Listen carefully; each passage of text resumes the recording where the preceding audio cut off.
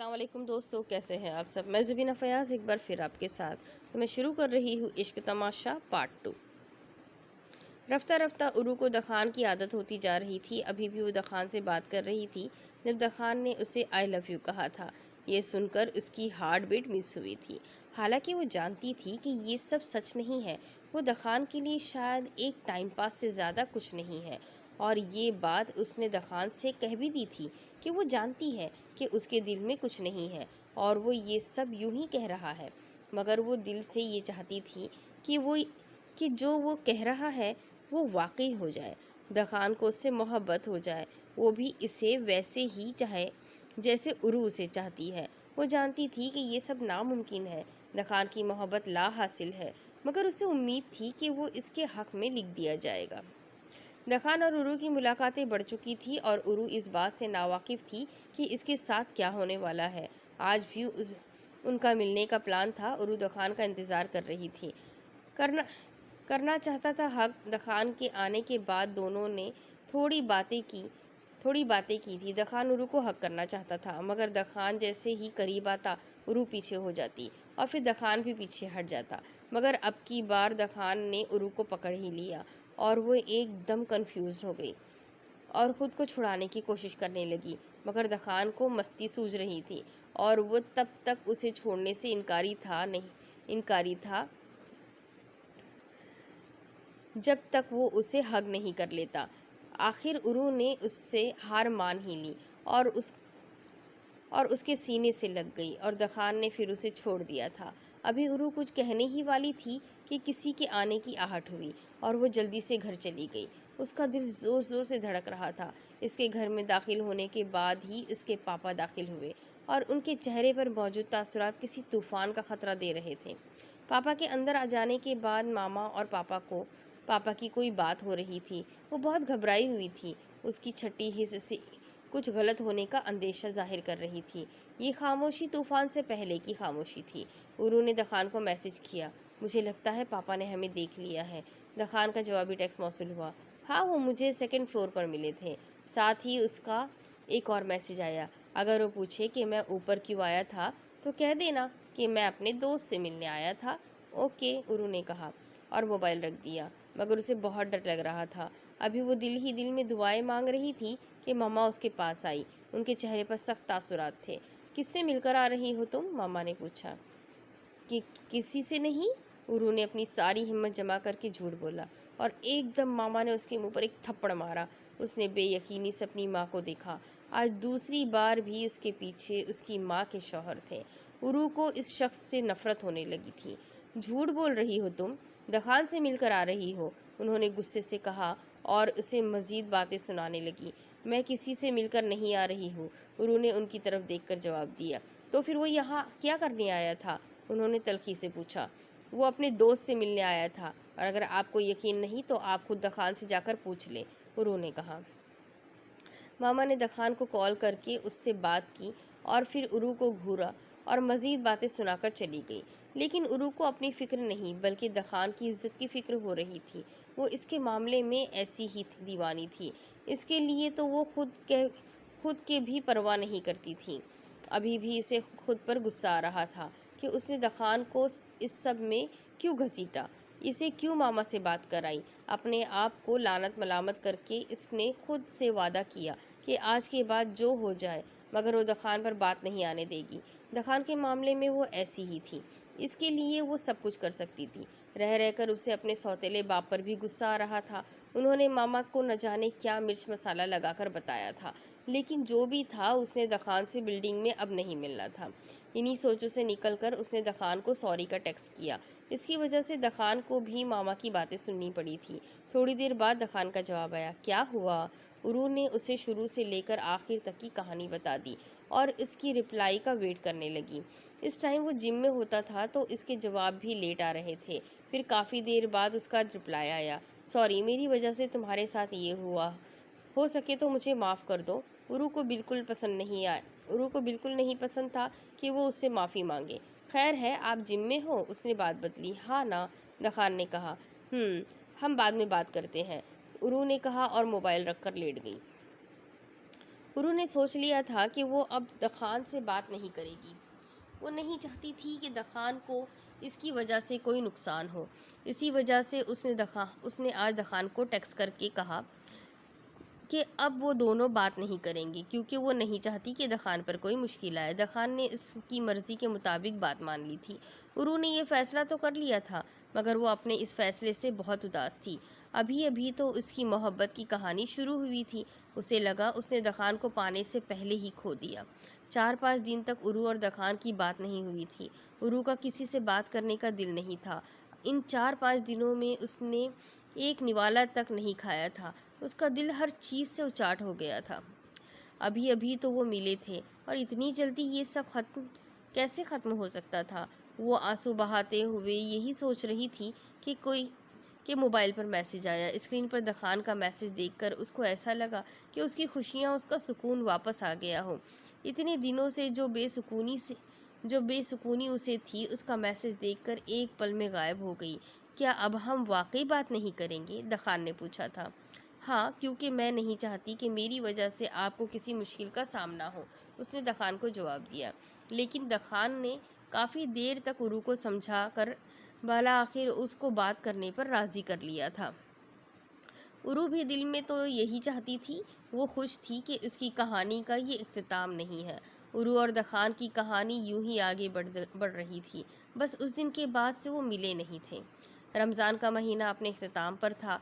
इन दोनों की काफ़ी दिनों से बात नहीं हुई थी। आज चांद रात थी और ईद के लिए उरू के दिमाग में खिचड़ी पक रही थी। वो चाहती थी कि वो तीसरी ईद दखान के साथ सेलिब्रेट करे। पहला रोज़ तो घर वालों के साथ गुजर गया। वापस आकर उरू ने अपनी दोस्त फरियाल को मैसेज किया। उरू मामा से छुपकर जाना चाहती थी, क्योंकि उसे लगता था कि अगर उसने मामा से पूछा तो वो उसकी पिछली गलती की वजह से इजाज़त नहीं देगी। जब भी उसने फ्री जो अपना हम फरियाल जिसे अपना हमराज बनाया, मगर फ्री दूसरी ईद पर बज़िद थी, क्योंकि उसके दोस्त की सालगिरह भी उसी दिन थी। लिहाजा उरू को दूसरी ईद पर ही राज़ी होना पड़ा। फ्री के साथ सारा प्लान डन करके उसने दखान को मैसेज किया और उससे कल के लिए राज़ी करके सो गई। अगले दिन शाम में चारों होटल में बैठे थे। उरू दखान से बातें कर रही थी। दखान उरू और अपनी तस्वीर खींचना चाह रहा था, मगर उरू हर बार अपना मुंह छुपा लेती। अचानक उरू ने दखान का मोबाइल ही छीन लिया और फ़ौरन इसकी गैलरी में घुस गई और इसकी तस्वीरें देखने लगी। वो साथ साथ बता रहा था कि कब की तस्वीरें हैं कि एकदम उसकी एक बग़ैर शर्ट की तस्वीर आ गई, जिसमें वो बॉडी बिल्डिंग का पोज दिए हुए खड़ा था। उरू ने एकदम घबराकर फ़ौरन दखान को मोबाइल वापस कर दिया। हाँ देखो ना, अब क्यों दे दिया? पहले तो कह रही थी कि मैं खुद देख लूँगी, जो भी होगा। दखान उसे तंग करने लगा। वो पहले ही इसको कह रहा था कि मुझे दिखा दो, मैं खुद दिखा दूँगा। मेरी कुछ वैसी तस्वीरें भी हैं, मगर उरू तो ठहरी पक्की ज़िद्दी। फ़ौरन मोबाइल छुपा लिया और अब शर्मिंदगी हो रही थी। उसने अपनी शर्मिंदगी छुपाने को फ़ौरन दखान को इल्ज़ाम दिया। कौन ऐसी तस्वीरें रखता है? बंदे में कोई शर्म नाम की चीज़ भी होती है? नहीं, वो मेरे पास नहीं है, वही बेच कर तो ये कपड़े लिए हैं मैंने, दखान ने ढिठाई से जवाब दिया। उरू को इसी बात की तौक़ा थी, क्योंकि वो जब दखान को ये बात कहती, इसे यही जवाब मिलता। तब भी तो कोई ढंग के कपड़े नहीं लिए, उरू ने उसकी फटी हुई पैंट की तरफ इशारा करके कहा। तो दखान हंस पड़ा और साथ में वो भी मुस्कुरा दी। फिर दोनों साथ में खाना खाने लगे। वैसे मेरी ईदी कहाँ है? उरू ने पूछा। हाँ यार, मैं भिजवा रहा था, बस फिर रह गया। लो अभी ले लो, उसने अपना वॉलेट निकालते हुए कहा। हाँ, मैंने कब कहा मुझे पैसे चाहिए? मैं पैसे नहीं लूँगी, मुझे कुछ और चाहिए, उरू ने कहा। अच्छा बताओ फिर क्या चाहिए? दखान ने कहा। जो भी बोलूँगी वो देंगे ना? उरू ने कहा। हाँ, अगर मेरे बस में हुआ तो ज़रूर दूंगा, दखान ने जवाब दिया। फ़िलहाल तो मुझे आपका कल का सारा दिन चाहिए, सुबह उठने से लेकर रात सोने तक, और सारा वक्त, उरू ने फ़ौरन फरमाइश की। अच्छा जी, ठीक है, कल का दिन पक्का आपका हुआ, दखान ने रजामंद होकर कहा। उरू को ये सुनकर तो बहुत बड़ी खुशी हुई। वहाँ से फारिग होकर उरू फरियाल के साथ इसके घर चली गई। अगले रोज़ ईद का आखिरी दिन था। उरू अपनी दोस्तों के साथ पिज़्ज़ा हट गई हुई थी और इनकी वापसी पर उसने दखान को टेक्स्ट किया था। एंड उसी वक्त बारिश शुरू हो चुकी थी। उरू तो बारिश की दीवानी थी। इस मौसम में एक अलग ही सुरूर होता है। वो दखान को भी यही बातें बताने लगी, क्योंकि वो जितनी बारिश की दीवानी थी उतना ही दखान बारिश से भागता था। उरू को दखान से बात करने से पहले लगता था कि ये दखान बिल्कुल उरू जैसा है, इसकी आदतें उरू जैसी है। मगर दखान से बात करके वो जान गई थी कि दखान की काफ़ी मामलों में आदतें और पसंद इस जैसी है। वरना इसके अलावा वो दोनों धूप छाँव जैसे हैं। जो उरू को पसंद वो दखान को फजूल लगता, और जो दखान को अच्छा लगता वो उरू को फजूल लगता। उरू ने अपना आइडियल जैसे सोचा था, दखान वैसा बिल्कुल नहीं था, मगर फिर भी वो दखान की मोहब्बत में गिरफ्तार हो गई थी। और यही बात दखान भी अक्सर कहता था कि तुमने मुझे कैसे पसंद कर लिया, मैं तुम्हारे टाइप का नहीं हूँ। वो मुस्कुरा कर कहती कि बस क्या करें, इस दिल को आप पर आना था सो आ गया, अब क्या समझाना कि अब तो हो गई हमको। मोहब्बत मशवरा होती तो तुमसे पूछ कर करते। मोहब्बत भी ना कमबख्त बहुत बुरी चीज़ है, कब कहाँ किससे किस वक्त हो जाए, किसकी नज़र का जादू चल जाए पता ही नहीं चलता। बस महबूब दिल के सिंहासन पर देवता बनकर विराजमान हो जाता है। इसका सहर ऐसे काम करता है कि सही गलत की समझ खत्म हो जाती है। सब कहते हैं कि मोहब्बत अंधी होती है। नहीं, मोहब्बत अंधी नहीं होती, फराख दिल होती है। ऐब नज़र आते हैं मगर नज़र अंदाज कर दिए जाते हैं, और जो इसकी ज़ात से इनकार करता है ये उस पर हावी हो जाती है। उरू के साथ भी ऐसा ही हुआ था। दखान भी उसकी ज़िंदगी में ऐसे ही शामिल हो गया था कि इसका उरू के दिल से निकलना मुमकिन ही नहीं था। घर पहुंचते पहुंचते उरू को रात हो चुकी थी। घर में दाखिल होते ही मामा का मुंह बना देखकर वो समझ गई कि अब इसे इनकी बातें सुननी पड़ेगी। और वही हुआ। थोड़ी देर में आकर उन्होंने ढेरों बातें सुना दी, और इसका दिल इनसे और इनके शौहर से फिर ख़राब हो गया था, क्योंकि इसके नज़दीक जब से उनकी शादी हुई थी उसको यूं ही बिला वजह डांट पड़ती रहती थी। जब भी वो अपने घर वालों से बागी हो गई थी, लेकिन वो इन दिनों इन दोनों की वजह से अपना दिल ख़राब नहीं करना चाहती थी। तभी जब भी फ्रेश होकर वो गाने सुनने लगी, दखान से उसकी बात अभी भी जारी थी। उसने सोचा कि दखान को आज के दिन के बारे में बताए। आपको पता है, आज मुझे आपको पसंद करते हुए पूरे 2 साल हो गए हैं। हैं, हमें बात करते हुए 2 साल हो गए? दखान ने हैरानी से पूछा। अरे नहीं जी, मेरा मतलब था कि 2 साल पहले मैंने आपको पहली बार देखा था, तब से मैं आपको पसंद करती हूँ, उरू ने जवाब दिए। ओह अच्छा अच्छा, दखान ने कहा। उसी दौरान उरू ने घड़ी पर नज़र डाली। 2:45 बज रहे थे। उसे फ़ौरन दखान का ख्याल आया कि टाइपिंग करते करते इसके हाथ थक गए होंगे। आखिर को आज तो मुसलसल इतनी लंबी बातें हो गई। उसने फ़ौरन दखान को मैसेज किया, चले अब आप अपने दोस्तों को टाइम दे, मैं जा रही हूँ। कब से टाइप कर रहे हैं, थक गए होंगे। हाँ यार, मैं जाने का ही कहने वाला था, क्योंकि मुझे काम से जाना है अब, दखान ने कहा। अपना ख्याल रखना, गुड नाइट, अल्लाह हाफिज़। उरू मैसेज भेजकर सोने के लिए लेट गई। दिन सुकून से गुजर रहे थे। आज उरू अपना मोबाइल कॉलेज लेकर नहीं गई थी, और इस बात से लाइल्म थी कि घर में एक तूफ़ान इसका मुंतज़िर है। जब वो घर पहुंची तो उसने सबसे पहले अपना मोबाइल चेक करा, लेकिन इसका मोबाइल वहाँ नहीं था जहाँ वो रख कर गई थी। उसने अपना पूरा रूम खंगाल डाला, मगर मोबाइल ना मिला। बिला आखिर उसने मामा से पूछा कि उसका मोबाइल कहाँ है। उन्होंने अपने कमरे से लाकर इसका मोबाइल दे दिया। इस दौरान उरू सिर्फ उनके तासुरात पढ़ रही थी, और जहाँ तक उसका अंदाज़ा था फिर कोई मसला होने वाला था, मगर क्या, वो ये समझने से फ़िलहाल कासिर थी। एक दफ़ा उसे ख्याल आया कि कहीं उन्हें दखान से होटल में मिलने वाली बात तो पता नहीं चल गई, मगर फिर ये सोचकर कि कौन बताएगा, उसने अपने ख्याल को झटका। फिर ऐसा क्या था, वो इन्हीं सोचों में घिरी हुई थी। सारा दिन इसी फिक्र में गुजर गया। खैर, इंतज़ार की घड़ियां ख़त्म हुई और पापा के जाने के बाद मामा की अदालत में इसकी पेशगी हो गई। फरियाल के साथ तुम कहाँ गई थी, उन्होंने पूछा। उरू समझ गई थी कि इन्हें पता चल गया है। जब आपको पता ही है तो क्यों पूछ रही है, उसने जवाब दिया। बकौल इनके किसी जानने वाले ने उरू को देख लिया था, मगर उरू ये बात मानने से इनकारी थी। वो जानती थी कि पापा और उन्होंने इसका मोबाइल चेक किया है। और ये सोचकर इसे बहुत गुस्सा आ रहा था। ऊपर से गलत बयानी करके इससे पूछा जा रहा था और इसी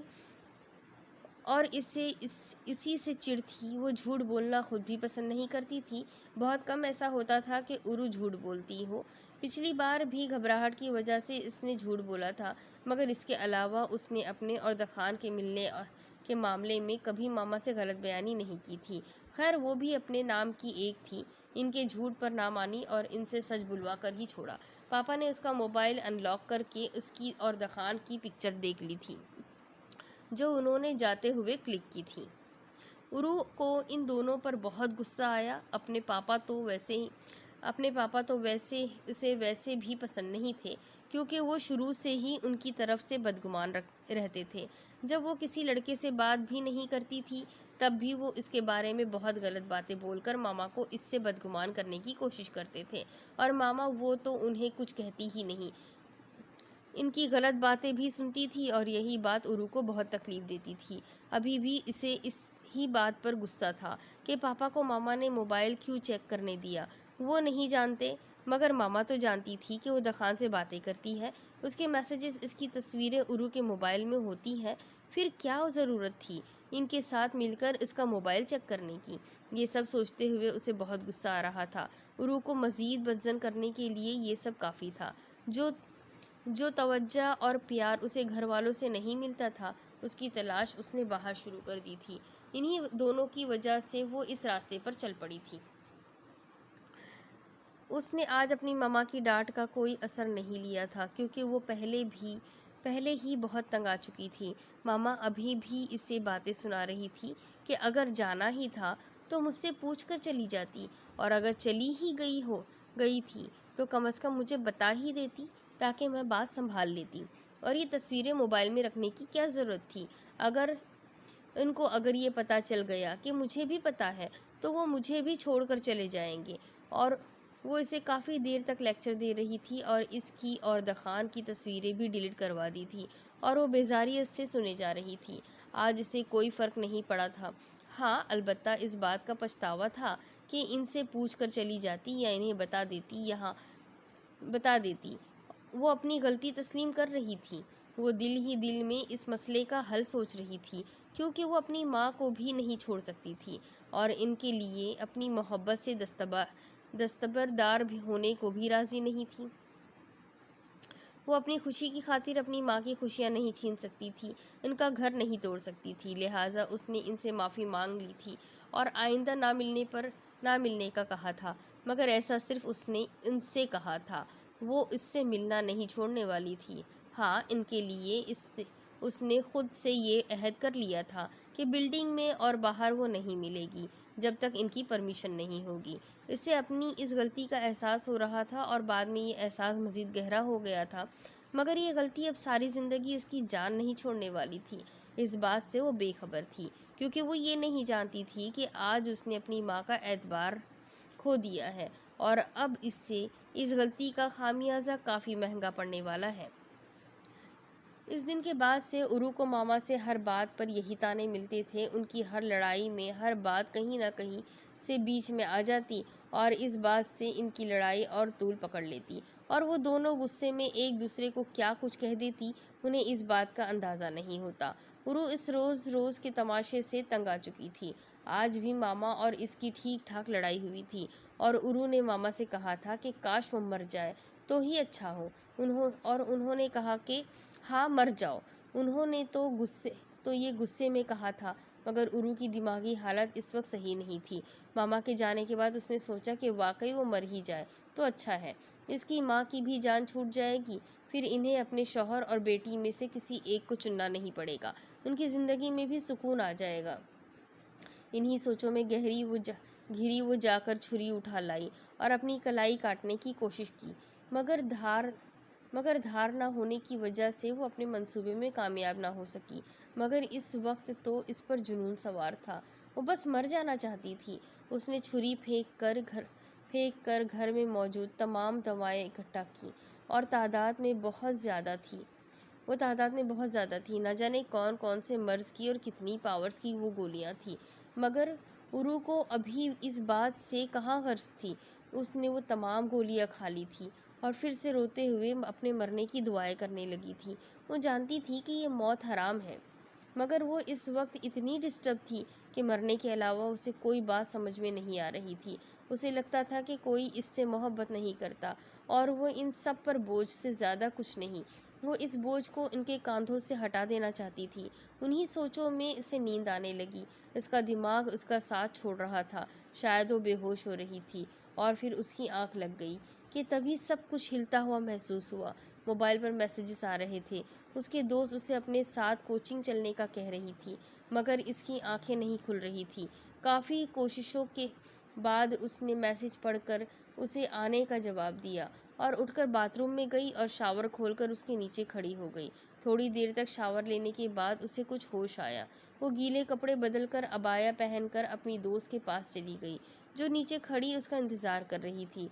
उरू को देखकर उसने पहले इसे लानत दी और फिर उसके देर से आने पर बातें सुनाई। उरू ने महज मुस्कुराने पर इक्तफा किया और उसके साथ चलने लगी। हर चीज़ धुंधली नजर आ रही थी। उरू ने अपनी दोस्त का हाथ थाम लिया था। हिना और इसकी बेस्ट फ्रेंड के बाद शानजे, मनाहिल और फरियाल को ही उरू की बहुत सी बातें पता होती थी। अभी भी शानजे को उरू की हालत ठीक नहीं लग रही थी। उसने काफ़ी देर उरू से मगज खपा कर सारी बात जान ली थी और उसकी बेवकूफ़ी पर अपना सर पीट लिया था, क्योंकि उरू से तो इस वक्त कुछ कहना ही फजूल था। कोचिंग में मिस के आने तक मनाहिल और शनाजे ने उसे संभाला था और फिर मिस के आने के बाद उन्हें भी उरू की इस हरकत के बारे में बता दिया था। मिस भी इसकी इस हरकत पर परेशान हो गई थी कि कहीं उरू को कुछ हो ही ना जाए। मिस ने उसे समझाकर घर जाने को कहा। उरू पर दवाइयों का नशा फिर से चढ़ने लगा था। वो जाते जाते चकरा कर गिर गई थी। मिस मज़ीद परेशान हो गई थी। उन्होंने फ़ौरन इसको आराम करने का कहा और इसके लिए जोसेस और सैंडविचेस मंगवाकर फिर ज़बरदस्ती उसे खिलवाया, क्योंकि उसने सुबह से कुछ नहीं खाया था। मिस इसको देखकर परेशान हो रही थी। वो जानती थी कि उसने ये कदम उठाया है तो यकीनन वो बहुत तकलीफ़ में होगी। थोड़ी देर आराम करने के बाद वो घर आ गई थी। हालांकि वो चाहती थी कि कोई तेज़ रफ्तार गाड़ी उसे टक्कर मार कर चली जाए। अभी उसकी मौत का वक्त नहीं आया था। घर आकर वो सो गई थी, हर चीज़ से बेगाना होकर। 3 दिन तक मुस्तकिल सोने के बाद वो आज उठी थी। उसका सर भारी हो रहा था, मगर इस बात से ज़्यादा इसे इस बात का अफसोस था कि उसकी माँ ने पूछा तक नहीं था कि इसे क्या हुआ है। इतना लंबा वो कैसे सो सकती है। उन्होंने कुछ नहीं पूछा। पहले तो उरू को बुखार भी होता तो परेशान हो जाती थी, मगर अब तो इसकी फ़िक्र करना भी कम कर दी थी उन्होंने। यही गम उरू को अंदर ही अंदर खाते जा रहा था और वो खुद को बहुत अकेला महसूस करती रही। वक्त का काम है गुजरना, सो गुजर ही जाता है। उरू के भी ये मुश्किल दिन कट ही गए थे।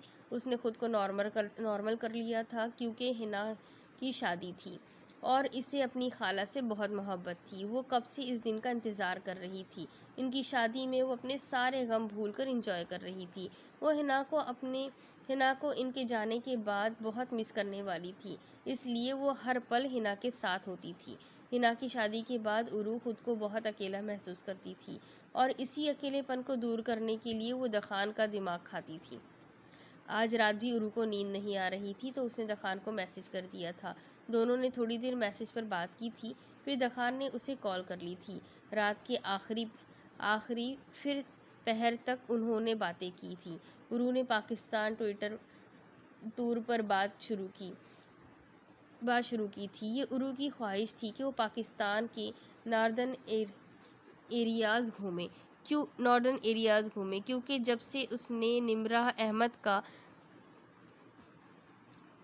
कार्यक्रम का ताजमहल नावल पढ़ा था, वो हर उस जगह जाना चाहती थी जहां उफ़क़ और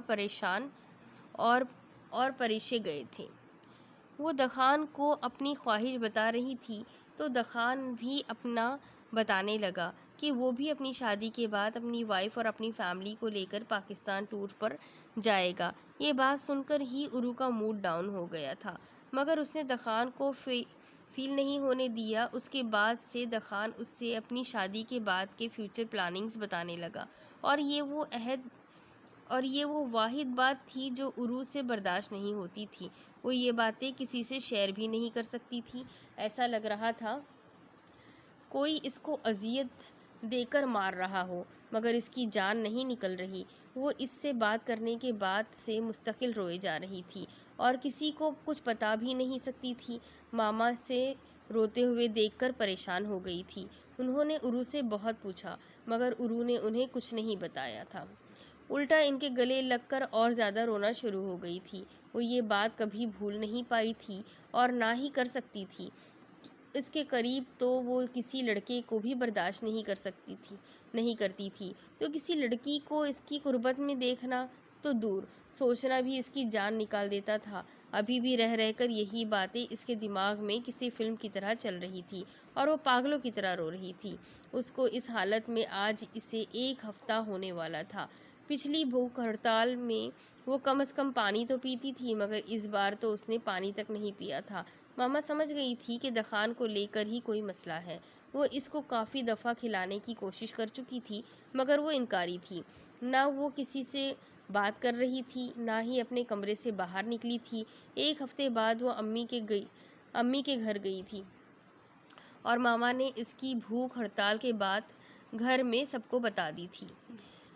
अम्मी ने इसे काफ़ी समझाया था और हिना ने बाला आखिर उसको कस्में देकर उसका रोज़ा खुलवा दिया था, लेकिन इस दौरान भी वो मुस्तकिल रो रही थी। हिना के गले लगकर उसने उन्हें बताया था दखान की शादी के बारे में, और वो उसे समझा रही थी कि वो दखान से बात ख़त्म कर दे, क्योंकि एक ना एक दिन उसकी शादी हो जानी है और फिर ये सब होना ही है। फिर तुम क्या करोगी?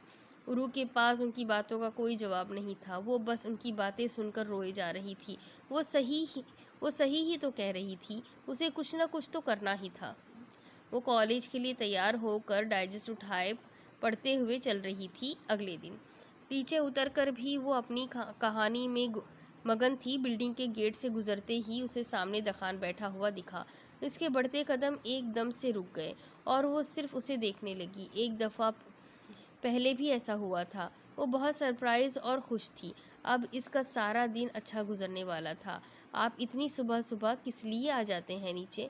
वैसे तो आप 12 बजे से पहले नहीं उठते। उरू ने अपने तजस्सुस के आगे हार मानते हुए कुछ दिनों बाद पूछ ही लिया था। वो मैं जिम जाने के लिए आता हूँ, दखान ने जवाब दिया।